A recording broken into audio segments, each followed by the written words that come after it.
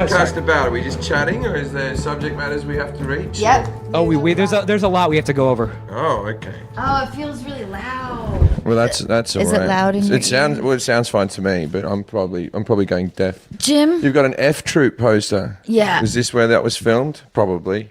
Oh, fuck. Probably. Right here. Hey, Jim.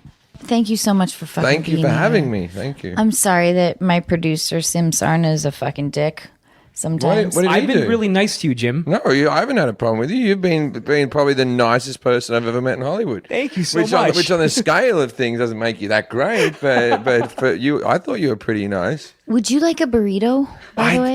Are you hungry? No, I just ate. I just ate at that place all about the bread and had a meatball sub. So the last thing I need is a burrito. I've had one of those. It's all right. I like the bread, though. It is all about the bread. It is all about the bread. It's a very crusty chewy bread. They have another sandwich called the Godfather, which is just every bit of deli meat just on that bread. But it's, water. I'll have that. An Icelandic water. I don't know if we're doing promos on this particular podcast, but we can. But I do endorse this water as a reasonably good water. Well, you have a couple of podcasts too, huh? Comedy Central just told me, so I got my TV show that's on Tuesdays, and then they just told me one day, they go, you should do a podcast about the TV show, about the writing process of the TV show, so that will advertise the TV show. So I was like, all right, we can do it on the same day, and we'll have a couple of writers on or whatever. And now they're like, on the TV show, you should advertise the podcast. And I said, what's fucking advertising what then? You know what I mean? like it's like a Russian doll of entertainment until eventually we just get down. You should advertise your tweets on the podcast so that your tweets will advertise the show, which will advertise it. You know, I mean, so I'm doing one, but it's always I'm always a little drunk in it because we after the show I have a couple of drinks, and then by the time we podcast, I'm a little cut in the thing. Yeah. I have to ask one question before. I know, Anna, I'm so sorry. I know this is your interview. Oh my God, no. But I love your show. When I saw it the first time, Brad Pitt showed up. It blew my mind. What the fuck? Explain that to me, please. Brad, I guess I'm buddies with Brad Pitt. I don't know if I am. Like, I still get nervous texting him, so I assume we're not good friends. You know, Fuck. What a crazy statement.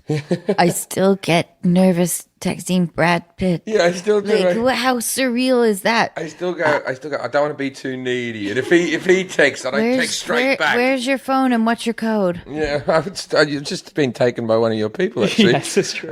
But yeah, I still get nervous being texted by Brad Pitt. And what happened was, he had a movie on Netflix, and what happened was Netflix were toying around with the idea of doing extra features on their stuff, which they haven't done. And so they wanted Brad Pitt to be interviewed for his movie, War Machine. And what happened was they said, who do you want to have interview? And he said, Jim Jefferies. And I'd never interviewed anyone. And so I said, all right. I said, sure, I'll do that. I'll interview Brad Pitt. And I was nervous as hell. And then afterwards, he rings up and he rings up my management. He goes, oh, tell him I'll be on his TV show. What's that?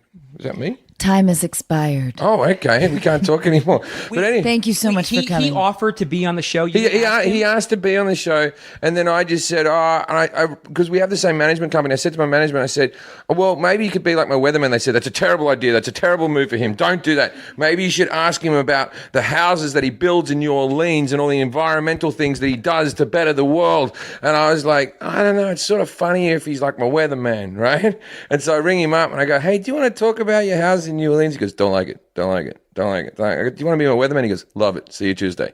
Right? But then I was the only point of contact he had for the show. So I went and told all the writers, I said, Brad Pitt's coming on Tuesday.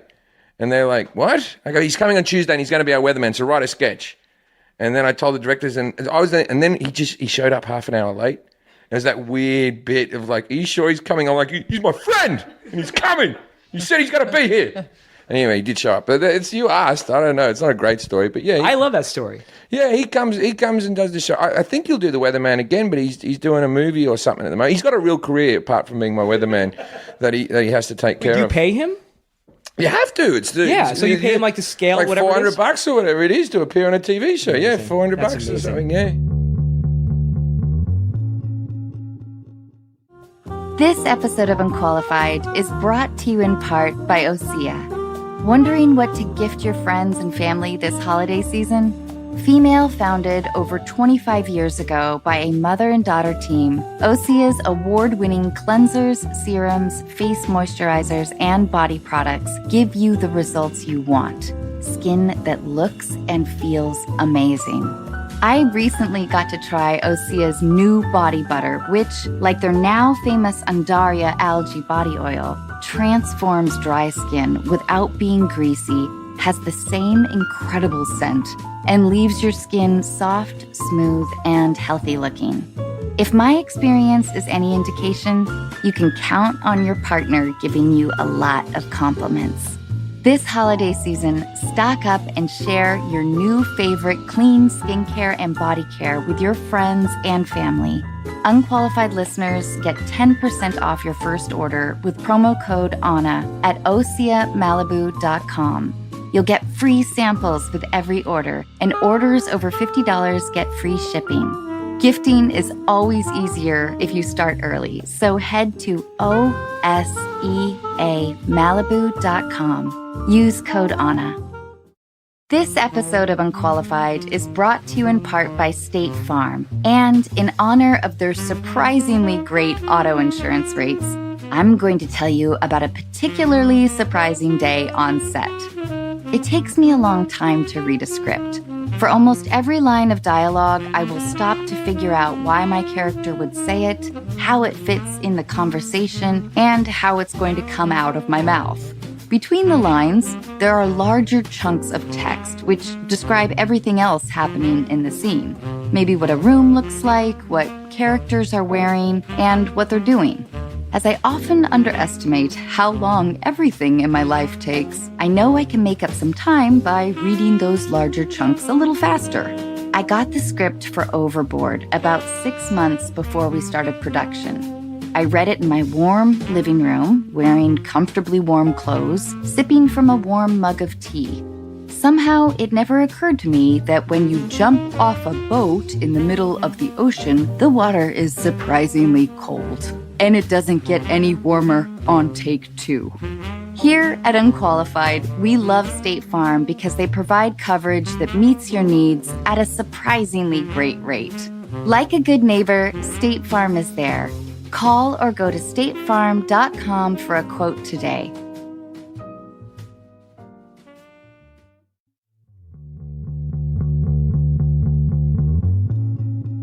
So wait, can I ask you, so when did you move to the States? 8 years ago. And I'm Australian, but I lived in the UK for 10 years before that. So, okay, can I ask you, like, the top 3 things that you miss about Australia? Maybe 4. Top 3 things I miss about Australia.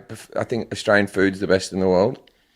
Like how? What do you mean? It's just fresh and there's no chemicals pumped into it. There's no trans What's the dish fats. that you really miss? Oh, Thai food in Sydney. Okay. So there's a specific restaurant that you love. There's a few restaurants. There's a whole area that they claim that Thai food in Sydney is better than Thai food in Thailand because it's the same chefs but with the better produce.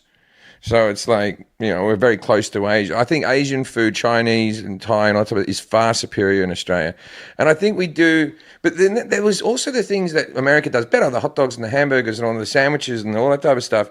And now I feel like Australia's doing that good as well. So, but I like the food. I miss Sydney. Sydney's a very special city to me. And who else do I miss? I'm going to say one of my brothers. And so I have 2 brothers. They're probably both listening right now, and you can fight amongst yourselves who I miss more. So I'm going to say one of my brothers, but I won't say who.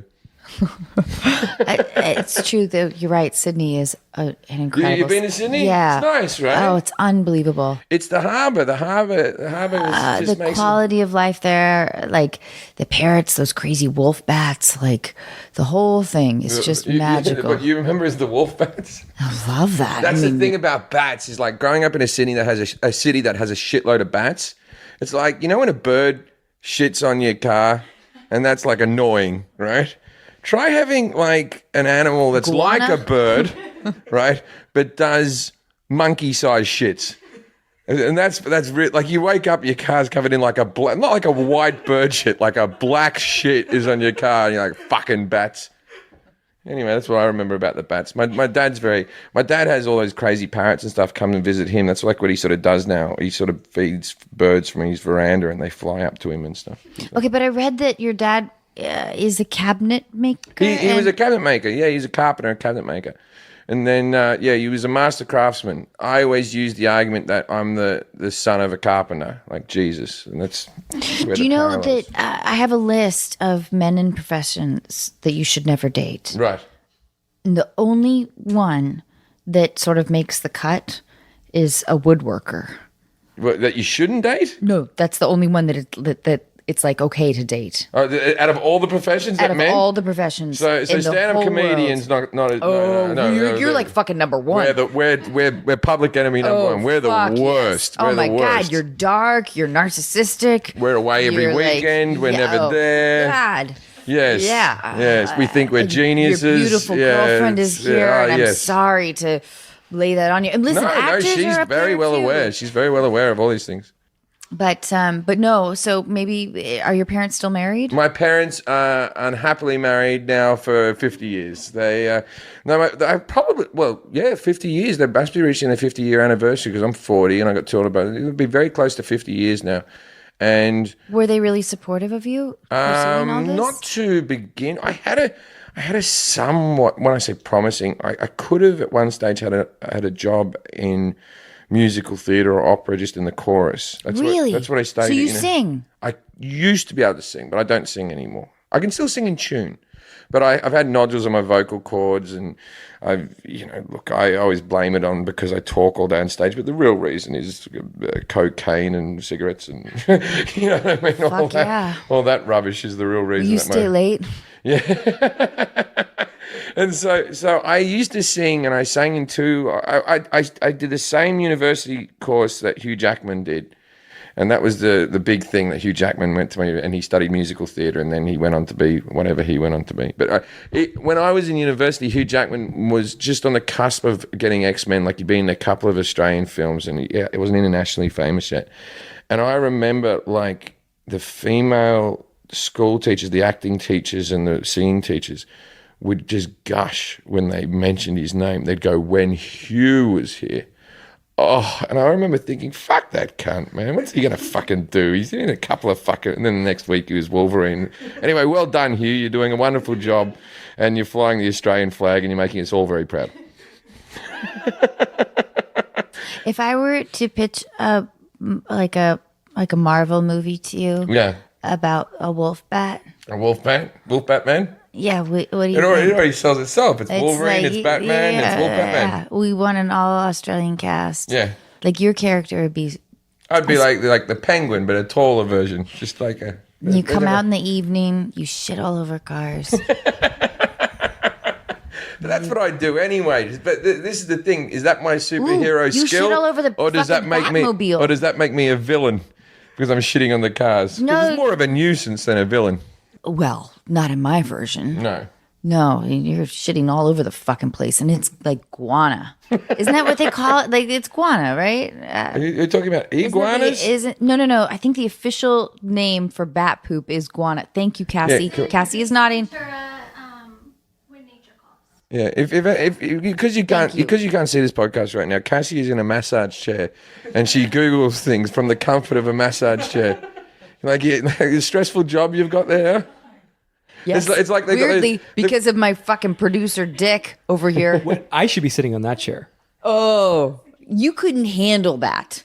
Have you seen those adverts at the moment for those desks that prop up, and it's like sitting is the new smoking, and I'm like, really? Really? Because I find sitting a bit stressful. Like, if none of you were here, I'd be laying down. There's no way I'd be sitting upright watching TV. I've got a seat in my house. I've never sat in it. I'm laying constantly. So if sitting's the new smoking, is like laying down the new heroin. Like, how bad am I? Oh, God. So will like all indulgences just simply an indulgence? Like the Piquito Mas burrito I ate earlier. Piquito Mas burrito. Oh, I didn't know it was Piquito Mas burritos. I would have taken one. Oh yeah, but have you got shrimp ones? Just chicken. Oh yeah, I like the prawns. Sorry. I didn't know your preferences, Jim. Yeah, so that's the one thing about Australia. Australian prawns, hands down the best thing. But there is a difference. I found out there's a difference between shrimp and prawns. They are a different species of bottom feeder. Prawns are bigger, right? Prawns are bigger. But this is the thing. In America, shrimp means small. And so they got different amount of legs or something. And prawns, we have tiger prawns where there's like 30 different variety of species of prawns. But then the thing is, in America, when you have a prawn, you just call it a jumbo shrimp. Why would you do that? Just a big small. Because we're a jumbo country. Yeah. You know, we like to think of ourselves as just extra. Yeah, you are. Like, supersize us, right? I guess. I try here that the Spurlock, the next Spurlock movie is all about chicken. Like how? I don't know. Like, you know how he put us all off McDonald's with Super Size Me? He's going to fuck chicken up. Oh, boy. I don't like that. I don't want to see like some shed with them all with their legs broken and they're bashing into each other. Just let me eat fucking chicken. Stop it, Spurlock. You're ruining everything. They're little like scratchy claws and whatnot, but I love chicken. Yeah, you've got all 10 burritos. Yeah. Okay. I've never met a person with more chicken burritos at one time. Well, I always ask her for a steak or carne asada burrito, and no, she will only order chicken. She says no to me. It's steak or a carne asada. It's just steak. It's just steak. Yeah. I hate how with certain things we have to learn a little bit of Spanish. You get free burritos. I do get free burritos from you. That's true. Thank you for that. I prefer steak. Do you know what I have How to do? low is the budget for your sitcom? No kidding. Where you have to buy your own fucking burritos. Like, well, what's wrong with the craft services on the set of Mum? It's actually in Australia. Is your show called Mum? MUM? Because no one goes Mom. Mum. Like the mummy. Mommy. Yeah, mummy. Mommy. Okay, we're trying out a new segment. Okay. Are you ready? I am. All right. This is called Pick Your Fate. Okay. Would you rather marry your ex or spend a year in jail? How long do I have to be married to my ex for? Ooh, good question. Fuck, we didn't think about this part. Let's say 4 years and... Well, 4 years would. No, because a year in jail is horrible. That involves anal rape and whatnot.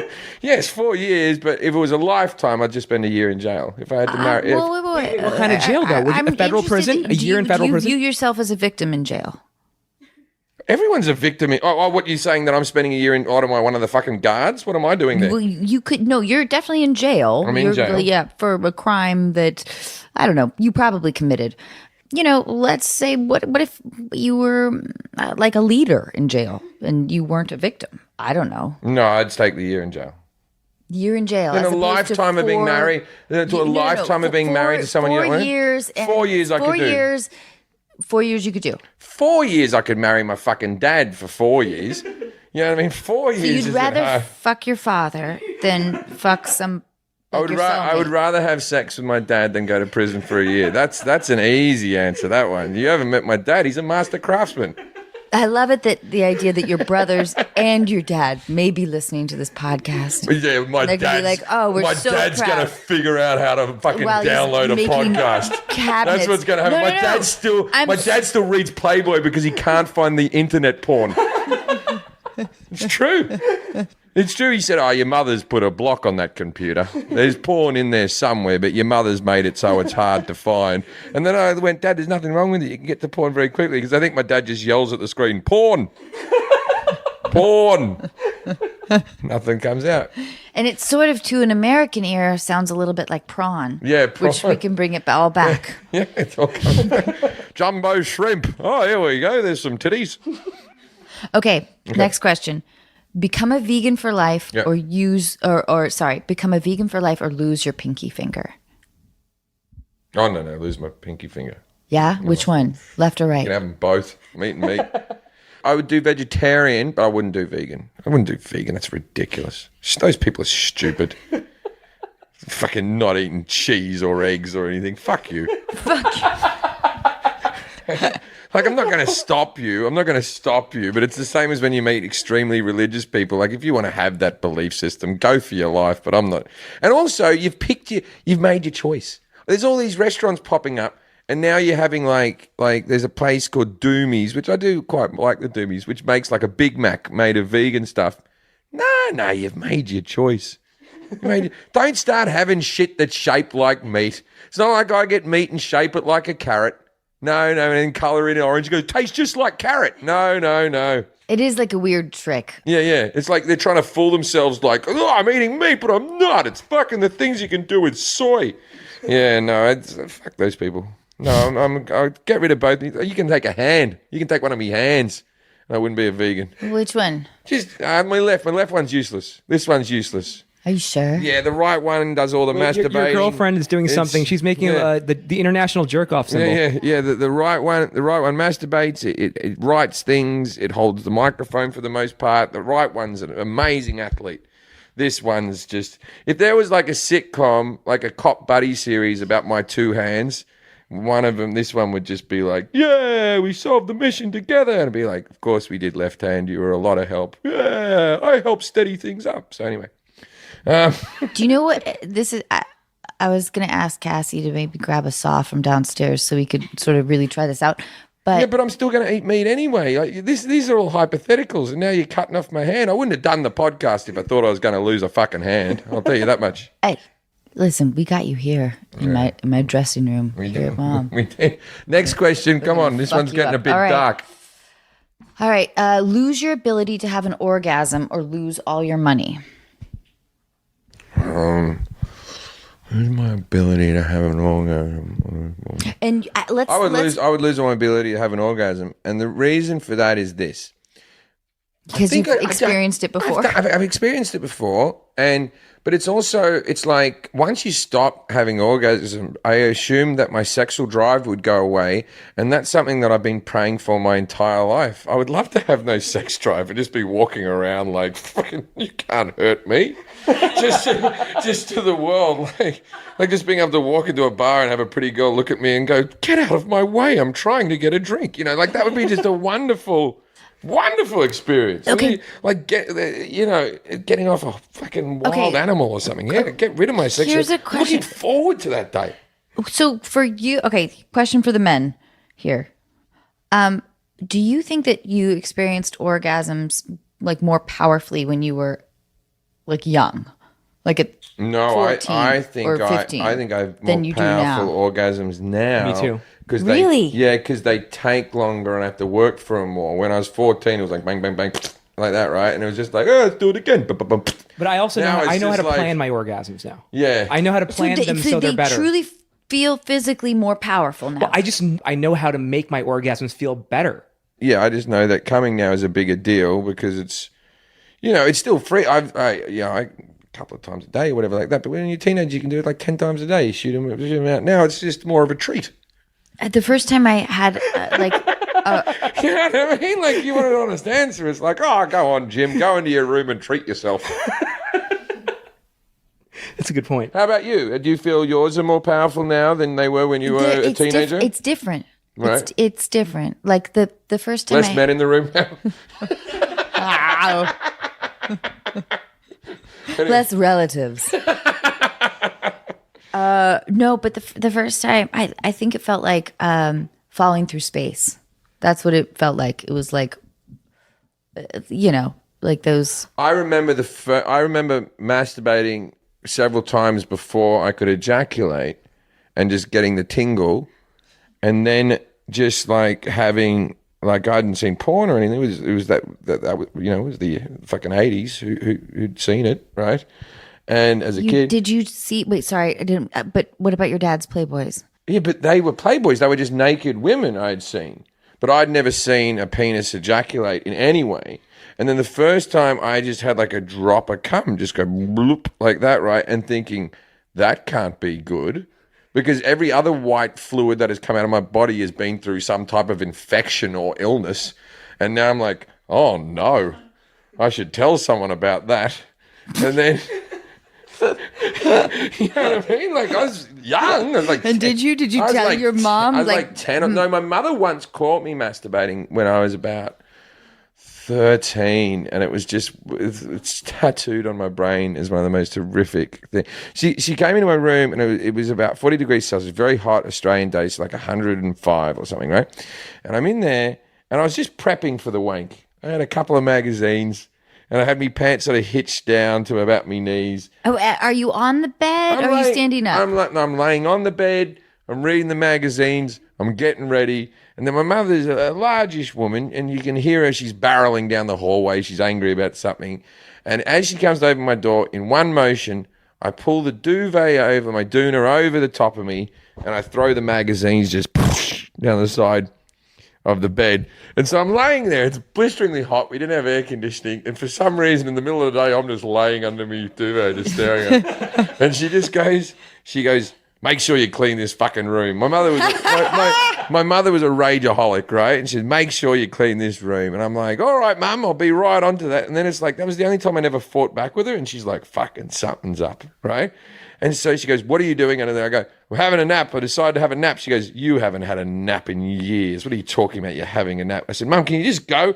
She goes, what are you hiding? Oh, boy. And she starts. This is traumatizing. She starts pulling on the duvet. No. Right? She's pulling and pulling and pulling. Now, because that, whatever reason, erection strengthens. Right now, she's pulling. We've got a 300-pound woman on one side of the duvet, and I'm holding it just with my little claws up near me chest. And then there's that bit when you're having a tug of war battle, and you're losing dramatically, and then you're like, let's just let go and watch the other cunts fall over. Right? That's the only win that you have left in this scenario.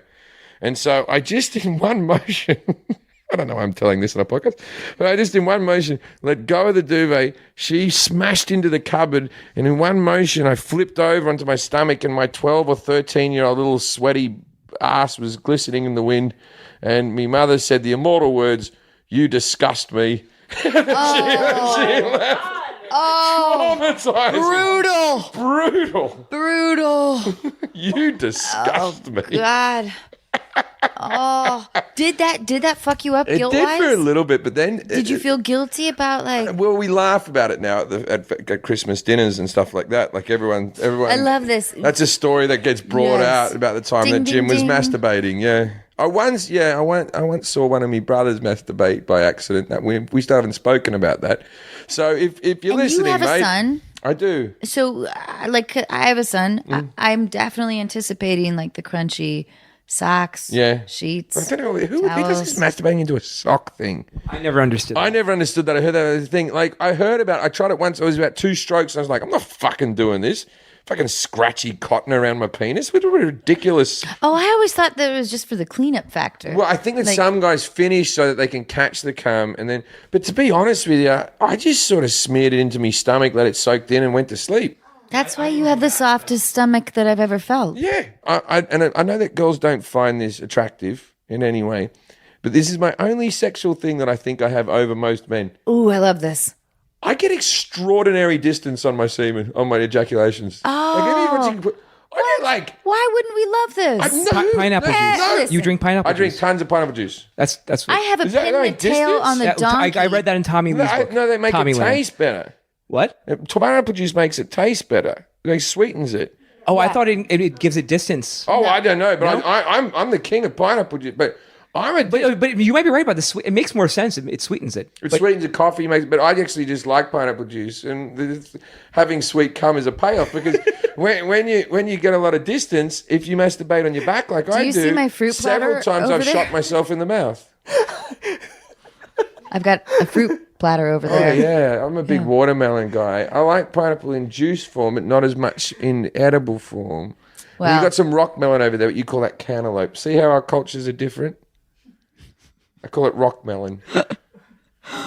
Rock melon. Yeah, cantaloupe. We call it rock melon. Probably makes more sense. It doesn't. It's just like a really shitty B-52 song. Rock melon. Dun, dun, dun, dun, dun, dun, dun, dun, dun, dun, dun, dun, dun, rock melon. Okay, deal breakers. Okay. Imagine you're single. Okay. You find out she's writing a 1-act play based on your relationship of 1 month. Mm-hmm. And she's writing a 1-act play about it? Yeah, is that a deal breaker or not?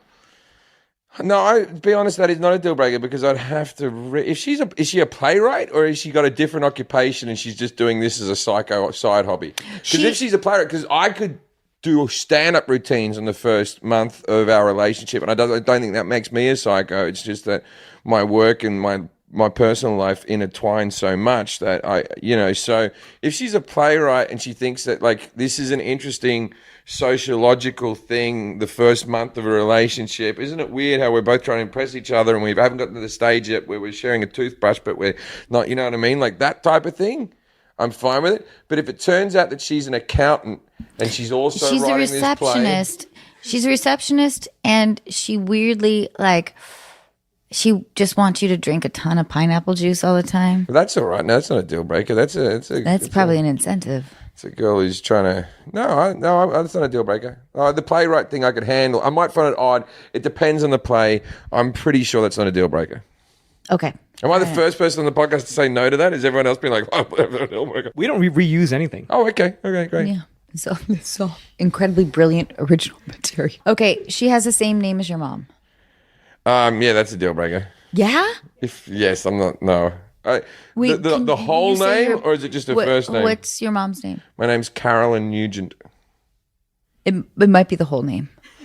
Yeah, Carolyn Nugent. But she's fucking smoking. I once went out with a like- girl who wore the same perfume as my mother. Oh, perfume. And it was, I think tough. That's a tough one. it was Poison by Christian Dior. Oh, boy. Is it called Poison? Yes, I love it that your mom, the masturbating, busting. My like, mother was rocking out Poison in the 80s through the 90s. For about 15 years, she was wearing a lot of Poison. And it was sort of a younger girl's perfume at that stage. But my mother liked it. I dated a girl, and I was like, you smell what? And she goes, puts Poison by Chris. And I went, oh, well, it's nice spending time with you. Yeah, no, I can't. do you think your mom and your dad have a healthy?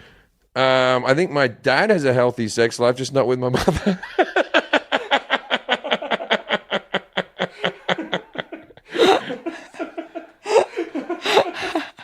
They don't have a healthy sex life together. But anyway.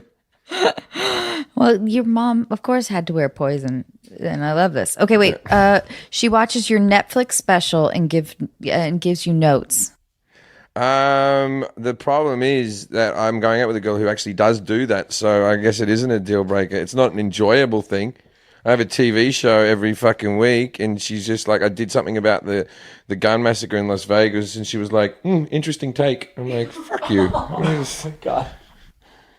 Not very supportive. Wow. Yeah. No, well, very supportive, actually. He's giving very We supportive. might need to hand her the mic at this point. But she does give. No. Yeah, for sure. Here, introduce yourself Yeah. first. I'm Michaela. Hi. Hi, Michaela, and you're fucking gorgeous Aw, and lovely, and thank thank you you so for being much. here. Thank you for having me. I think I'm very supportive of him, by the way. But critical. Critical in a good way isn't because that- I want him to be better. Of course. Well, yeah. Better than what? No, just always striving awesome. to be the best. Yeah. And It's like a supportive. it's a supportive God. critical. This is. I don't like where this podcast is heading. Please don't leave yet. All right, next question. Come on. Michaela, thank you for being here. Thank you. You are just fucking stunning.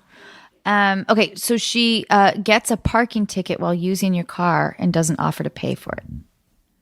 Once again, Michaela has done that. So. That's. I'm going to give her back the mic. Yeah. Getting hammered on this, huh, honey? Well, it's true though. Yeah. It's true. Yeah. Yeah. There you go. Not a So- deal Wait, breaker.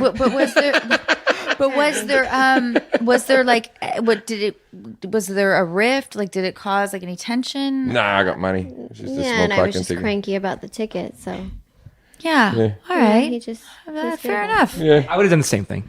It's, I think yeah. any guy would do the same thing. Yeah, most guys aren't gonna like you. I would've like, done the same thing. Even if you're cranky about it, you can't be Yeah, the you know, guy that I would have goes, offered to pay. And, 60 fucking bucks. You just gotta. You just, go, well, even just for You her just go- happiness, for your happiness, just not to see her just, upset. yeah, and then Yeah. also you go, no problem, $60. Then you mumble as you Right. go up to the bathroom, fucking idiot, you fucking pack, fuck it, and then you go on with your life. And you get over it. Yeah, then you get over it and you move on.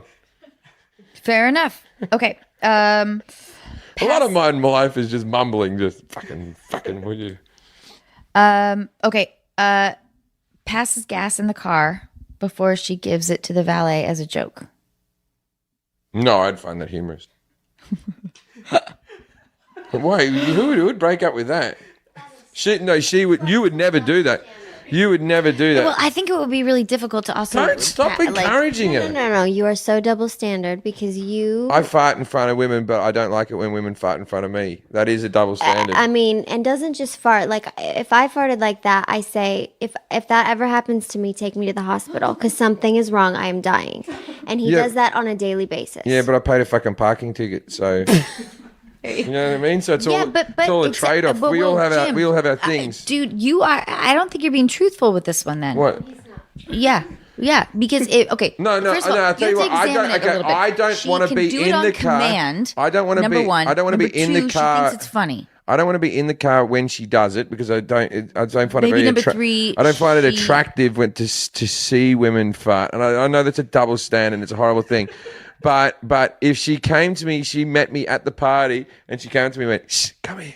I just farted and then let the valet in. I'd be like, all right, that's pretty funny. But you see, here's the thing where you're getting this a little bit wrong because it's not a double standard because most women don't find it all that funny either.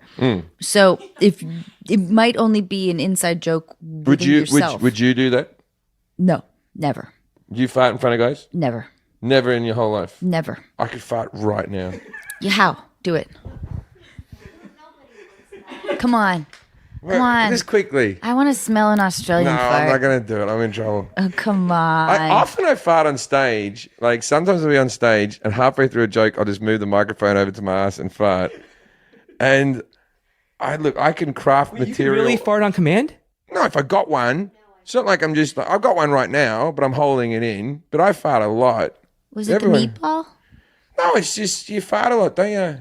Well, I reckon you fart on average 20 times a day. I do more than that, but everyone does 20 a day. Oh, really? I think so, yeah. Really? No. Yeah, I do. I do like Look 40, at the ladies 50. in there. There's 4 ladies in the room. Cassie, we are all shaking our heads. Average amount. I mean, and is there any difference between genders? I'm curious about that as well. The first thing I do in the morning is fart. It's like it's all built up. Like when I wake up and then I push one out and I go, oh, now I'm ready to start my day. But I've never not woken up and farted straight away. It is so mortifying. It's probably why? Because my farts don't smell. I'll give you that. No, For the most part, my farts are odorless. It's just like you said though. It's a double standard thing. It's like it's something that you, as a woman, you want to protect. Like the idea, and it's fucked up. But this is how our society works. You want to protect the idea that you're a sexual being and those functions don't happen to you. And so then... And you're right, though. I still do not believe that Amy, my fiance, I've been with her for 2 years. I've never seen her go to the bathroom. Ever. You've never seen her go to the bathroom? Never. And that's why we're chronically constipated as a gender. Even like in small hotel rooms. Like, how is she doing it? Oh, yeah, I don't know how people do it in small hotels. That's why, yeah, but I took a shit yesterday in Michaela's apartment. Tell us all about Didn't it. even use the bathroom. Michaela hasn't been home yet. She doesn't even know it's there. Wait. Michaela, will you say that? It's going to mortify you. I don't give a fuck. He's lactose intolerant, but he still eats cheese. Yeah, because I'm a fucking warrior. No, I because still enjoy the good things in life. he knows he's going to shit his pants, yet he still chooses. But I really enjoy cheese. That's a passionate man. Don't you want passion in your life? I like a risk. This is why I won't be a vegan.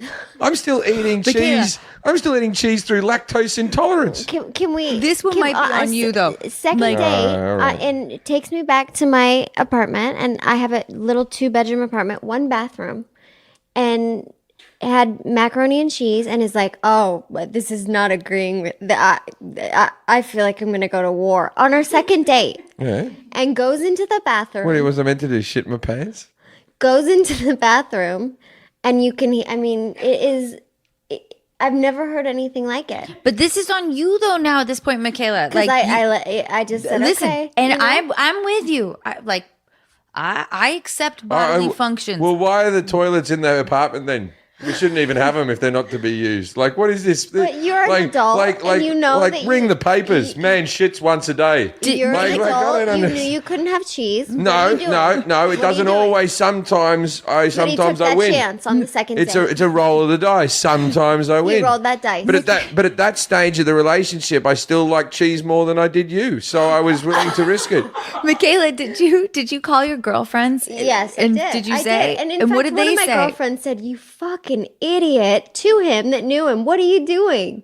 You're an idiot. Like, what do you want to impress her? What did I need to? I don't understand why this is an argument. It wasn't it wasn't the ideal situation. It wasn't what I Because wanted. what were you? What?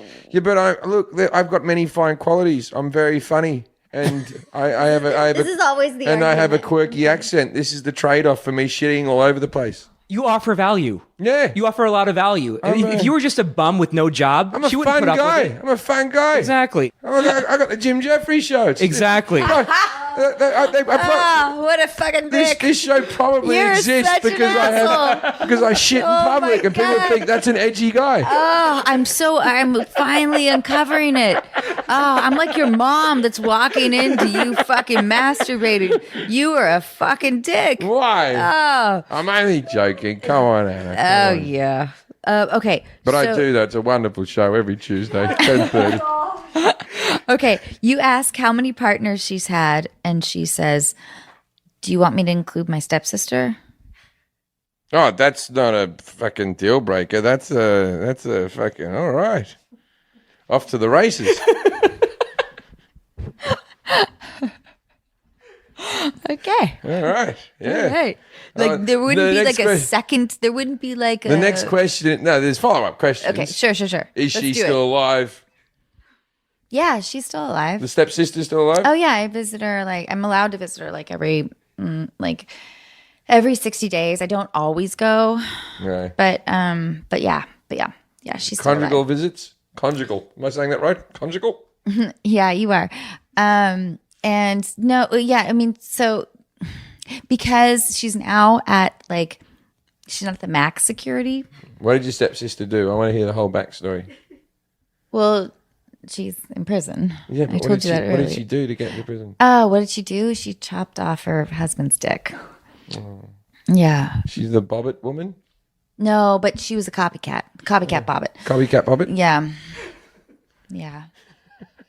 How is There's the a Bobbit? whole- Is the Bobbit woman out yet? Can someone check that? She's Cassie, is Lorena Bobbitt still in prison? Average of farts 14 a day. 14 farts a day? Thank you. And any difference between gender? Well, they say that maybe men might do it more just because they eat faster and they're just not embarrassed. Is that what it is? I eat really fast. too. Is that what it is? I think it's that they're more relaxed. Like, I think that women live in like this tight, like abdominal space all the time. Like, I don't. Thank you, Michaela. I knew that you were my best friend.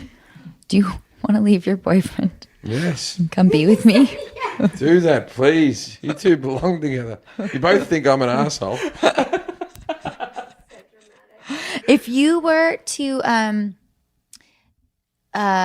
okay, so I have this theory on like why men like twins. No, I don't like twins. I wouldn't want to have a threesome with twins. They already look the same. You didn't even hear my You have theory. a blonde and a brunette. You have a tall girl and a short girl. You mix it up. Michaela, how the fuck do you deal with this dude? Like, he doesn't even listen. All right, come on, ask your question. No. No, I'm fascinated. Please tell me. Oh, yeah. Come on, come on, It's the come on. first time you've been. Come on. Tell me about the twins. Fuck you. Tell me about the All twins. right, I'll tell you about my twin theory. Okay, what's your twin theory? All right, is like the idea that if men are having like a threesome, that they want both people to look alike so they don't have to think about individuality or like personality, or that like It's just objectifying. It's just complete two yeah, objects. it's just like So I I'm was just like right, it this wasn't is about like just the threesomes. pleasure like here's a blonde. Here's I don't a think blonde, that's here's a true. I don't blonde, think here's that's a true. blonde. No. I'd want different things. Two different Me too. women. I don't Oh, want- because you guys are what? Like what? You know how like I think you're the only one with this twin theory. We talked about this on a podcast yeah, I 2 don't. years And ago. also, I don't like the mental health problems of two twins doing that either. okay, well, it's not so much that, but I think that the idea of two people that look a lot alike versus the idea of two people that look completely. No, I would go. No, I don't want them to be vastly different. I don't want the thinnest person in the world and the fattest person in the world. You know what I mean? Like, I want them to still be, but I want there to be a little bit of something. And it's better if they're friends, but they're not fucking creepily sisters. You don't want that. You don't want the fucking mental health of two sisters fucking each other. But they drugged you. They drugged you, and you don't even know like what's what anymore. They just look exactly alike, and if they drug me, they might as well both have dicks. On something else. It doesn't matter. If I'm drugged, just fucking pour it on. Would you prefer that?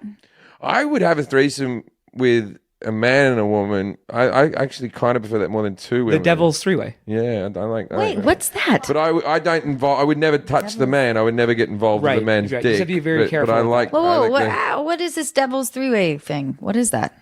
It's two men and one girl. I didn't know that's one woman. what it was called. Yeah. There's a lot of different colloquialisms on that one. Seems kind of sexist to me. No, I wouldn't be with men. I just said that. I said I Sexist wouldn't. and homophobic. I wouldn't be involved with the other guy's dick or anything like that. But you would be involved in the devil's threesome. Yes, I would. Yeah, I Right. would do, Like tag team action. Yeah, I would do that. I think that's most of the porn I watch for whatever reason. It's good. I'm glad. My mum can download a podcast, by the way. Sim, should we take a break? Yeah, let's do a 5-minute break, and then we have advice calls. Are you ready to give some advice? People are calling in. I'm giving advice or getting advice? Yes. No, you are going to be giving advice to two callers that are excited to talk to three of us about their relationships. Okay.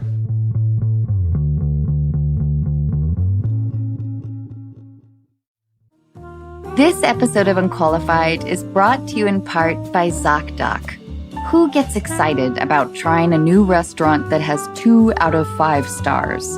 When it comes to finding healthcare, don't ratings matter even more? ZocDoc is a free app where you can compare doctors, read reviews from real patients, and even make same-day appointments. When I finally called to reschedule my dentist appointment, I was told that my dentist had been retired for nearly 3 years. In my defense, parking was a nightmare. Through ZocDoc, I found a new dentist who had great reviews, took my insurance, and whose office was actually within walking distance. I was also able to book an appointment instantly without talking to a receptionist who made me feel guilty about not having my teeth cleaned for 3 years. My new dentist didn't make me feel guilty either, and only suggested I floss a little more often. Whether you need a primary care physician, dentist, dermatologist, psychiatrist, eye doctor, or other specialist, ZocDoc makes healthcare easy. Now is the time to prioritize your health. Go to ZocDoc.com/unqualified and download the ZocDoc app. Sign up for free and book a top-rated doctor who might be available as soon as today. That's ZocDoc.com/unqualified. This episode of Unqualified is brought to you in part by Warby Parker. Warby Parker was founded with a rebellious spirit and the lofty goal of creating boutique quality eyewear at a revolutionary price point.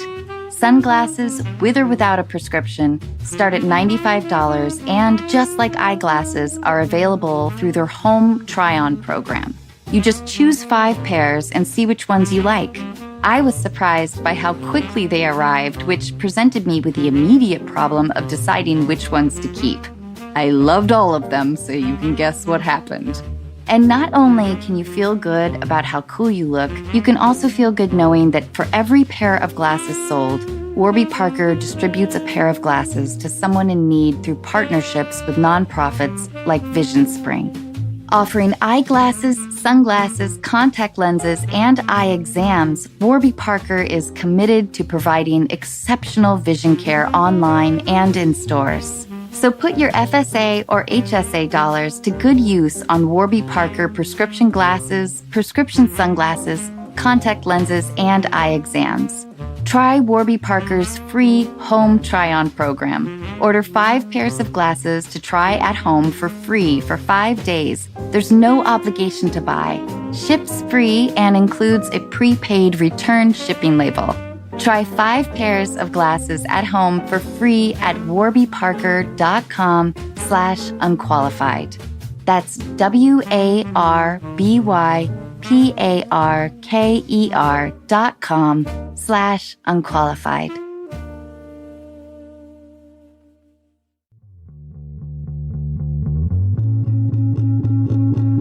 We are going to get to the calls now. We're going to start right now with Miranda. Okay. And Miranda is in Kansas, and she's 25. She has a Miranda. She kind of has a crazy story, guys. So let's try and help Hello, her. this is Miranda. Hey, Miranda, it's Sim. How are you? Hi, Sim. Good to talk to you again. Hi, Miranda. It's Anna. Oh, hi, Anna. Hi, Miranda. It's Jim This Jefferies. is Jim Jefferies. Hey, thanks so much Great to talk with you. for doing this. Hey, Miranda, you have a personal story to share about your husband, and then we're going to try and give you some advice. So tell us what's going on. Great. Thank you. So I met my husband my very first day of college in 2010. And then we dated for 3 years. He proposed. And then we got married a week after I graduated from college. So then the next year, we spent in Kansas, where we both found full-time jobs. And then my husband got accepted into graduate school. So we moved to Michigan, and I kept my job, but was able to work remotely from home and support him while he pursued his graduate degree. So we've been married for about 3.5 years now. And then the second week of July this year, he sat me down and he looked at me and he asked me, Miranda, do I seem happy to you? And me, not really knowing where this is going or anything, was like, yeah, I think you're generally a happy person. And then he said, there's no easy way to tell you this, but I'm transgender.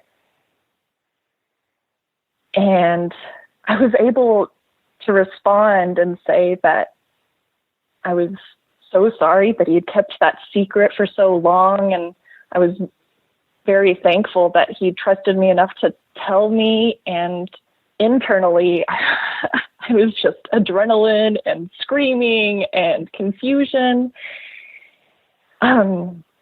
The next week, I left for a work trip back in Kansas and was gone for 10 days.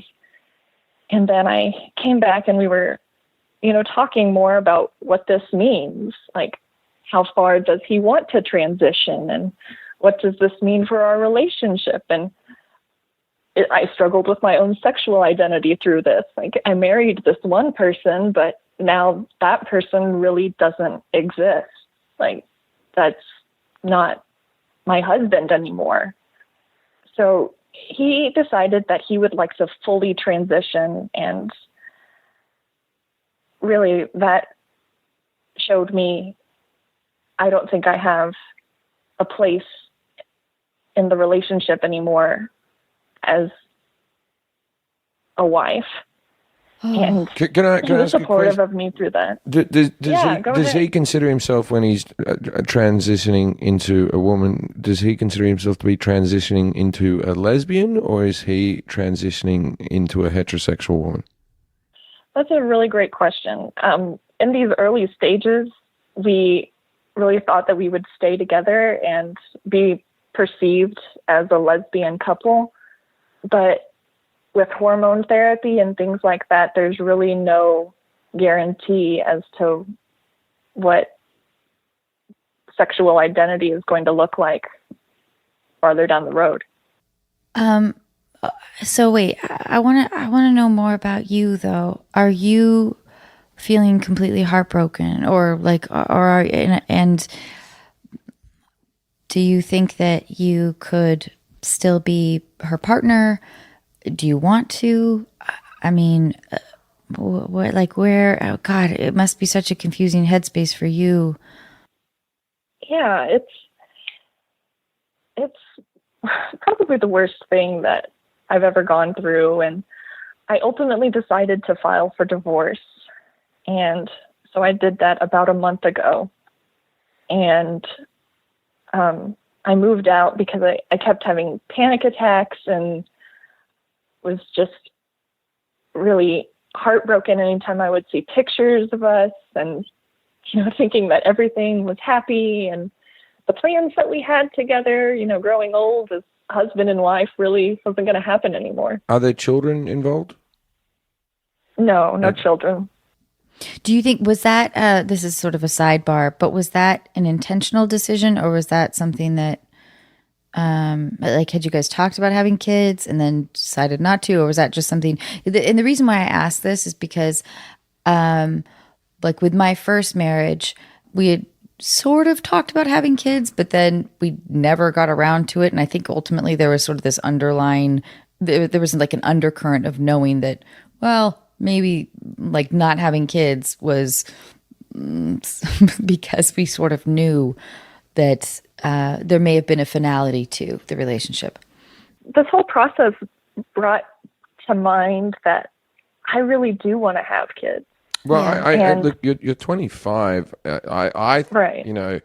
You've got your whole life ahead of you. Like, I think if you love this person, that the old cliche of let them go, and she or he or she now is on her own path, and you'd have to go on your own as well, I believe. Hey, Miranda, what's your anger level though? Because I also understand the element. I think there's a reason why you brought up the idea that you supported him. And also having been in that situation a couple times in my life, that like, does that factor into things like in terms of sort of resentment and anger, and like, do you feel like, man, this, does that make any sense? I'm not quite sure how to frame my question gently. No, there's definitely anger, and most of the anger is more at the situation than it is at the person. Are you close with your family? Can they like? What like your friends or family say about this? And are they how? It's been pretty good with my family. I'd say everyone has been very supportive of me. I had a little bit of a rough patch with my mom where she kind of lashed out with all kinds of emotions and said a lot of hurtful things, but I think really just more out of shock and like towards him else. Or towards you? Towards our relationship. Was it like how, like, didn't you know, or was it like, what a fucking like fraud, or like what like I just want to know the context, because I want to know your support system. Yeah, she said that, him moving me all the way to Michigan and then having me work from home was isolating me, and he was really controlling me in our relationship, and how she had never seen me happy except for 2 times in our entire marriage and relationship. And I was just baffled by these things. I was like, first off, me deciding to work from home was my decision. And secondly, how can you know if I'm happy or not without being around me, Mom? Do you think that your husband is involved with anybody else? No. And how much, like in the divorce process, can you like sort of gauge on a scale of from 1 to 10 how much you'll miss him? Yeah. That's the hardest thing right now is, not having somebody to come home and hug. Yeah. Or somebody to like do a silly dance in the kitchen while we're cooking dinner, or cuddle on the couch and watch SNL. Like, it's things like that I miss. Yeah. But I feel more betrayed. Yeah. And, right now. Yeah, of course. And I imagine lonely, because you married somebody that, and you had the vision for your life, and suddenly this person that's your partner is like, I have another vision for our lives. And really, whether I decided to stay or whether I decided to go, no matter what, I lost my husband. Yeah, I mean, I think that you, a version of your husband that you knew, but oh gosh, this is where like what's racing around in my head is like, I'm unqualified. And I talked to Miranda about this. When we spoke earlier, I told her, this is going to be really tough, and I don't know how we're going to help you, but I know that it's going to help. Is it helping you to talk about this, Miranda? At least just having us listen to you? And the questions that you guys are asking are really, I think, important questions to ask. I know that your call, like, and I want to, like, I hope this doesn't sound like a conclusatory, is that even a word? I don't know. But you calling and talking about this is going to help a lot of other people, I hope. Just simply that you're sharing your experience. And you know, I don't know. My mom used to always, I talk about this a lot on the podcast. My mom used to always tell me when I was growing up to be selfish in love, but because I was so insecure, I would just like fall for anybody that showed interest in me at all. But I think that it's an important thing to sort of embrace, especially for you right now, because what he's asking of you or she is a lot of generosity. And that will be up to you to sort of determine if you want to embrace that and sort of move forward with this whole new idea in life, or if you want to take a minute for yourself and think like, okay, is this something that I think there's no way at the end, like when you're 86, that you want to look back and think that you gave all of yourself to something that you weren't fully embracing. Also, a simple answer is you're not a lesbian. You said you want to have kids. Luckily enough, you don't have kids. The simple, like, tough love answer, in my opinion, is get out of this relationship. If you want to remain friends, if you still love this person and you want to be there as a shoulder or as whatever, you can continue to do that. But you owe it more to yourself to live the life that you signed up to, and you didn't sign up to this. This isn't your sexuality. This isn't what you want from your future. And so give support, give love, but you have to take care of yourself. Miranda, 2 practical questions. Can he afford, or she, afford the surgery? Like just the practicalness of like, is this something that's happening in the next year?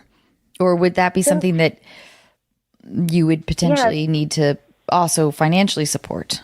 It's something where there are different insurance packages that do cover that with the graduate program. So it is something that will be covered, and I won't have financial responsibility over. Did you get any, because I'm still, what's lurking in the back of my brain is I also wonder, I still wonder if there isn't somebody else, or something along those lines of that. And maybe that's me being. Why do you think Why that? do you think Why? I don't get that understand. at all. Because There's already enough big stuff going on. It's not like no. And I don't mean to like plant any seeds. Oh, I guess I am. But because I think that there has already been deception. like- there has already been lies. Right, There's already right. been things. I know what you're saying. When you lie, it's easier to lie some more and to make the web bigger and bigger and bigger. But I think. Look, I feel sorry for everybody involved. I feel sorry for him as well. That's a horrible thing that he's had to keep secret and transitioning to the thing. But you know, because I just wonder if there's somebody else that he must have confided in, or like had shared. I to some degree, whether there was like You're physical saying or this not. decision is too big to make on your own. I'm saying that I wonder if like between the close, like, are they best friends? Are they soulmates? Or is there somebody else that also feeds his soul? That this has been like something that. Well, does it have to be a lover? Could it be another Yes, friend? exactly. Yes, completely. Totally could be. I just want to know because if there isn't anyone else, then there's that would be a different motive for keeping not necessarily the marriage together at all, but keeping a strong friendship and relationship. If there is somebody else who is a part of, But why wouldn't it's? You're saying that you couldn't keep the friendship if there wasn't? I'm just saying it's a different thing. That it's So a what's- different thing. Does that make sense? What's wrong with just cutting people free?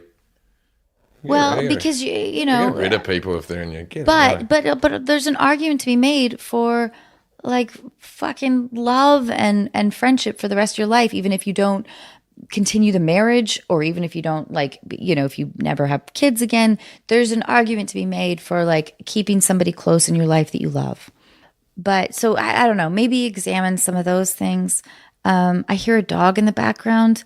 Are you nervous about like the dog sharing element? No, well, so I moved out, and so I'm actually at my sister's house right now, and so that's my sister's Oh, dog. okay. That's Oh, good. very upset Because I was that also she's worried not on about like the couch. dog. Who gets the dog? Yeah. But so part of the reason that she came out is that 3 days before she did so, we had gone to my best friend's wedding. And so there was a lot of merriment and, you know, alcohol involved. And my spouse's dad passed away early on in our relationship. And the dad had a drinking problem.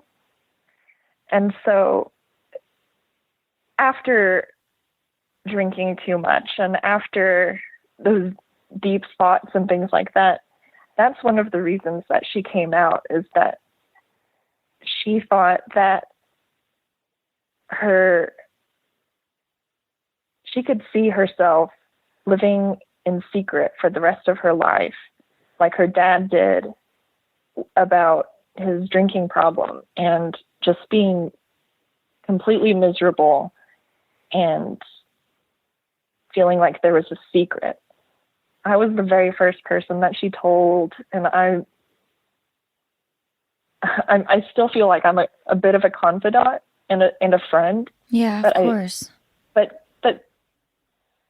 all of the romantic aspects of a relationship is kind of gone. Like I don't get the "good morning, beautiful" text anymore. I don't get the "hey, I love you, I just wanted to let you know that" anymore. Like it's all take kind of care back of to yourself. friendship, That's all I basically. can tell you. Take care of Yeah. yourself. This is Because you won't be able to love properly unless you're loved. And I think that she is taking this time and going through her journey, and you should feel the right and obligation to yourself to do the exact same thing. I think it was really smart that you filed for divorce, because I think that you have to like follow your gut on this, and please don't feel guilty for that at all. And I hope that she doesn't make you feel guilty, because I hope that she understands that it's a big ask to suddenly say to your partner, I've been suppressing this big thing in my life that I feel, and I didn't tell you about it before. And because maybe she did. Of course, she probably didn't know, or maybe she didn't feel like she could actually, be who she really was. And we all have these societal obligations. I hope that there's a world where after this initial pain, Miranda, that in like a year from now, when it sort of, because time, it heals it all, and pain dissipates, but that you guys could be really close friends. I also hope that you find exactly the love of your life, and maybe it is her, but maybe it's not. And maybe it's with another man, and you have like 18 fucking kids, and you have a reality show. And if you have a reality show, you could make some money and then come on the podcast, and I'll be like, Miranda, remember when? Yeah, I honestly think in 20 years you're just going to have like a really great story to tell at parties. Your life, no, I'm being serious. Your life will be completely different. You'll have a new fella, you'll have kids, you'll be like that, and you'll be like, remember when I was married to a woman for a while? That was weird. But the crazy thing is, as we enter like marriage and everything, or anything, as we like become adults, we have this, especially for women, we have this plan for our life. We feel the pressure of the trajectory, and it's like, college, career, marriage, kids, and then, whatever, like vacation in Hawaii or whatever. But life rarely turns out like that. And for good reason, because it shouldn't necessarily like be a completely predictable path. That would be Because then frustrating. we won't have the good stories. Yeah. Hey, Miranda, this has been really powerful. Yeah. And thank you so much for sharing this with us. I cannot thank you enough. Yes, for being vulnerable and open. And I know that I think a lot of our listeners are going to respond to this. And I'm so grateful that you shared this with us. I wish I could like. Well, why don't we talk to her again? Should we can we make Miranda, it would like you be maybe okay? 6 months? Or sooner? 3 months? Yeah. Oh, sooner. Yeah. Can we call you like in a few weeks, Miranda? What do you Would that be think, okay? Miranda? Is that okay? Check in on you? Of course. Yeah, and- we'll have a little divorce check-in. I would love that, and we can do it like on the podcast or not on the podcast. Yeah, whatever you want. Yeah. Yeah. I'm really impressed with you, and yeah, you're. Thank you so much, Miranda. And Yeah. we're going to talk in a few weeks. Yeah, thank you all for being so gracious and kind with me. Oh my I God. really appreciate Unqualified and the great team that makes this all happen. So thank you. and love you guys. Love you. We love you so much, you too. Miranda. Thank you. Bye. We're not going to do another call. We're going to end on this because Okay. I don't think we should do another call after Yeah. that. That But we was- should say bye to You our don't guest. do other calls after that one? I thought. That was that was impressive. My opinion on the matter is, you're already divorced. Go, Here, no, hold on. I want to hear you. no, Okay, no, here. no. You're taking the mic right now. I want to hear your thoughts. Here, move it. I thought that you were very empathetic, and Yeah, but it's that's- just a hard She's looking at me. Yep. Jim. Yeah. I know. That's the whole thing. You with can't. It's empathy. not. But you can't just cut someone loose after that. She has. No one said that she had to cut her loose. The lady's already filed for divorce. She's in a marriage where she was in a marriage where the guy is now a woman. She did not sign up to be a lesbian. Even if she could convince herself to become a lesbian, the person is not showing any type of reciprocal, I love yous, I miss yous, I find you so sexy, or whatever texts or anything like that. There is no love being brought to her. She should be happy in a sense that she can get out of this and there's no children involved and there can be a clean cut and all that type of stuff. So, But I think that she needed to hear from a woman the empathetic view and she did. of keeping the. I know, and I think that was great of keeping the friendship. If she with her, wants, yeah. if she wants, and the anger that she feels, she needed to get that out there. I mean, that's. Oh, completely. And she's probably going, what did I not see? Were there signs that I missed? I'm sure she's feeling I'm sure you have guilt to be about like, that, yeah, like, and you're so right, Michaela. And But every breakup was there signs that I missed. Every affair. Oh, of course, of every course. single You know, breakup you're goes, right, too. why We're not- I didn't don't- I notice? Just because this is such an exact story, the person wanted to become a woman. This is so exact that we go, why can't... But every single breakup has a, why didn't I see the signs? of course, yes, but this is to the 100th degree. I mean, this is a pretty dramatic. and if she thing that doesn't she's going have through. like the support system necessarily of if like she doesn't have the friends support and system, family, because a lot that's of people, I don't incredibly know, where was lonely. she calling from? Did they? I mean, hello. And isn't She there, probably really out there. It's, What are you saying about the people of Kansas? I'm That they're not just saying transgender no, friendly? I'm- That it's I'm the just- worst place in the world? It's not I'm like she was not calling from saying- Saudi Arabia. I'm not saying It's that, but fucking it- Kansas. They I'm have not- a pride parade, you know.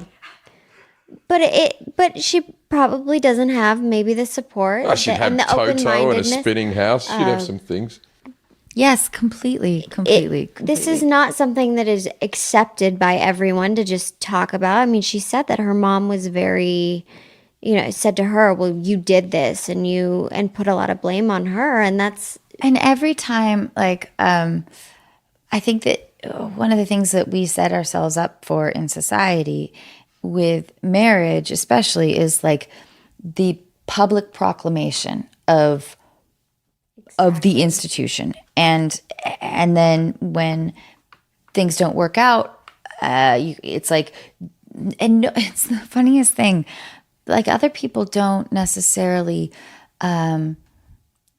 shame you for, or even think too much about, anybody else's lives, but you feel that sense of like, oh, I Everybody's. proclaimed Yes. in front of my loved ones Yes. that this was the rest of my life, and I was proud or whatever. And then it's like, but point being that you feel that thing of like, oh, now other people in my life might think that I'm a everybody's failure. looking at me and judging what, yes, of course. But this is definitely, I would think, an extreme case a bit. And oh boy, I am so fucking unqualified to be talking about any No, of I this think that what shit. you said to her was wonderful. I think that you the way that you worded it, you were kind, you were empathetic, as I said. I think that, I mean it, and checking in Michaela? on her was, that's, I mean, women need other women like that. They need that support system, especially. Honey, I know that I agree with you. I know Maybe she that should you- have stayed with her husband so she had more women around her. I'm just I wondering don't know what if we're doing here. all of y'all could leave and Michaela and I could have a moment alone together. Because she's No, but sitting I over mean- there with her amazing cleavage. But yeah, thank you. But men sometimes think so logically of, well, just cut her loose or No, cut. I've never said for a second that it wouldn't be hard or painful. I believe it would be an extremely stressful situation to be going through. But the practicality I want to is... see you on a boat with a tiger. The practicality is... The I would too. Oh my god, that would never happen. I'm not outdoorsy. he's nice. Okay. Hey, Jim Jeffrey. Yes. Jim Jefferies? Okay, so your show is it's a late night political talk show. Well, it's not. It's a news show, but it just turns out all the news is these days is politics, so it has to be a political show. But that's not the intention of the show. But it's It airs on Tuesdays, 10:30. 10:30, 9:30 Central, on Comedy Central. Yeah, And also you have the Jim Jefferies Show podcast. which comes out on Wednesdays, I believe. We record on Tuesdays. I like it. I think it's good. It's all right. Yeah. That was such like a I told him lukewarm- outside. I told him I outside. know I you thought did, it was good. which was you were much more enthusiastic outside. Yes, you're right. We're only 3 episodes in, so it'll get better. Sim's getting tired. His heart races like a little rabbit. And he was all anxious before, and he was pacing up and down. Now he's getting a little bit sleepy. Yeah, it's getting to bedtime. I got to go Yeah. back to work. I got to get back to work. But you also have a tour, a comedy tour that kicks off October 13th. Well, that's the comedy tour goes until I die. People always ask me how my tour is going. I just perform like 4 times a week. Hey, Jim, I'll be performing somewhere near you eventually. Jim Jefferies, will you ask me? Will you ask me? No, I'm going to ask you. Sorry, I think I have fleas. But can I ask you about the appeal of stand-up? Because I feel like stand-up comedians, they will do it until they die. Yeah, I'd like to have gigs in the diary when I die. I'd like, I'd like to die with some cancellations. But on the books, yeah. what will you describe the Some rush people of angry, it? you have to get refunds. Will you describe the rush a bit? Because I like it because it's that thing that, you can't fire me from it. Everything else, you get an acting job or a TV job or something, so it can end, and you know, like I'm sure I can get a mental illness or something like that or lose, but quintessentially, Get one. but you can always just go out and do it. It just doesn't take much time, and it's not censored in the same way that everything else is, you know, that we have to do in this business, where the lawyers come in and all that type of stuff. And, you know, and also it was the thing that I was doing when I was 17. I wasn't a late night show host when I was 17. That wasn't my first love in the world. It wasn't something I ever thought about doing, but I'd always loved stand-up comedy. And I think if I could be like Don Rickles or something at the end, that would be great. If I could, or George Carlin, that would be fantastic, to be an old man just telling jokes right up until the bitter end. I want to be like Tom Petty, man. I want to do a show and then be dead like 2 days later. I will say he is brilliant at his comedy. He doesn't write down anything, which is insane That's to me. fucking crazy. Many people would argue that's the opposite of brilliance. No, he's very lazy. no, it's not lazy. He doesn't write down anything. Everything's off the cuffs. I mean, I see him go out there and what he does is incredible. That's so fucking rad. It is, it's pretty remarkable. So, Hey, thank you so much for being here. Thank you for having me, Anna. And thank Or do you, say dear Anna? listeners. I do say Anna, but in an Australian accent, it Anna? doesn't give a. It's my parents' fault, so I can't like. Anna. Will you? I used to do a thing. I haven't done that so much anymore. Yeah, you stopped for a while. Well, you know, the last Oh. few conversations were really intense. The last I few keep podcasts. forgetting. Do we sing at the end? No, I just always would I would sign off by telling Sim to like fuck you. I would say fuck you, Sim, and I Or started fuck to, off, like, or what? Yeah, some yeah, variation of fuck. Yeah. Go fuck yourself. Is that Go a big fuck one? yourself is a good one. Yeah, you could say. Cut off your dick and fuck yourself. That's with a it. great one. Yeah. We're gonna cut off your dick, and we're gonna fuck you with it. Oh my God. All right. Thank you guys. Good night.